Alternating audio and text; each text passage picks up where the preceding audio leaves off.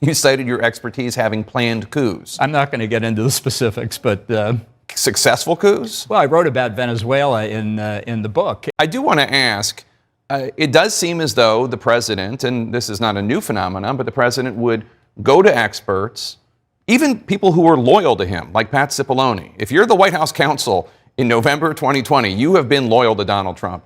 Get advice, not listen to the advice, not heed the advice, and keep shopping around until you end up with this group of misfits with like Michael Flynn and Sidney Powell. Is he just not capable of hearing no? Well, when it comes to his personal advantage, the answer is he doesn't listen to anybody else.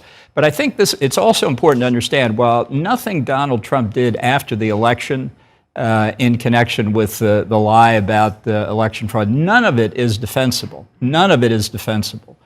It's also a mistake, as some people have said, including on the committee, the commentators, that somehow this was a carefully planned coup d'etat aimed at the Constitution. That's not the way Donald Trump does things. It's rambling from one half-vast idea to another, one plan that falls through and another comes up. That's what he was doing. As I say, none of it defensible.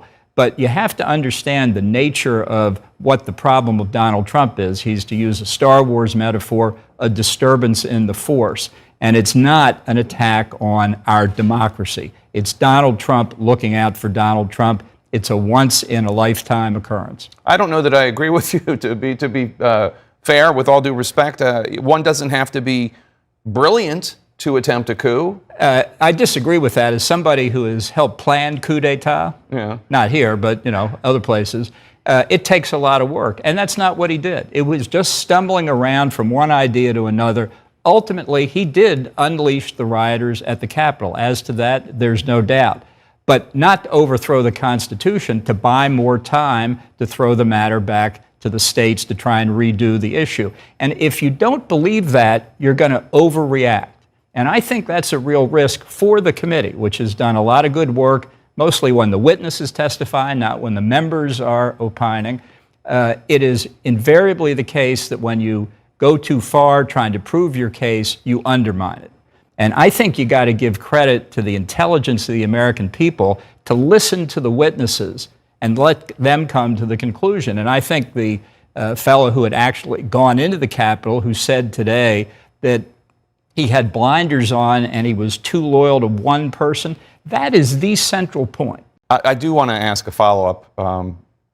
When we were talking about what is capable, what you need to do to be able to plan a coup, and you cited your expertise having planned coups. I'm not going to get into the specifics, but successful coups? Well, I wrote about Venezuela in the book, and it turned out not to be successful. Not that we had all that much to do with it, but I saw what it took for an opposition to try and overturn an illegally elected president, and they failed. The notion that Donald Trump was half as competent as the Venezuelan opposition is laughable. But I think there's another... I feel like there's other stuff you're not telling me, though. I'm sure there is. I think there's another point here that came out in the testimony that's not been stressed enough. Deposition testimony by, I think his name was Donnell Harvin. I may have taken that down wrong. The chief of intelligence and homeland security for the District of Columbia government, who said, we were watching Twitter after Trump's tweet calling for the demonstration on January the 6th. We saw all of these implications, all of the concerns about the violence.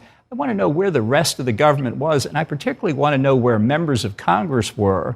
If this was so evident at the time, why there wasn't more security on the Hill long before the demonstrators ever turned up? No, it's a good question, absolutely. I mean, I think a lot of people who just lived here and had been paying attention were aware that there was a real potential for violence on that day. I hope the committee gets into that. That's important. I agree.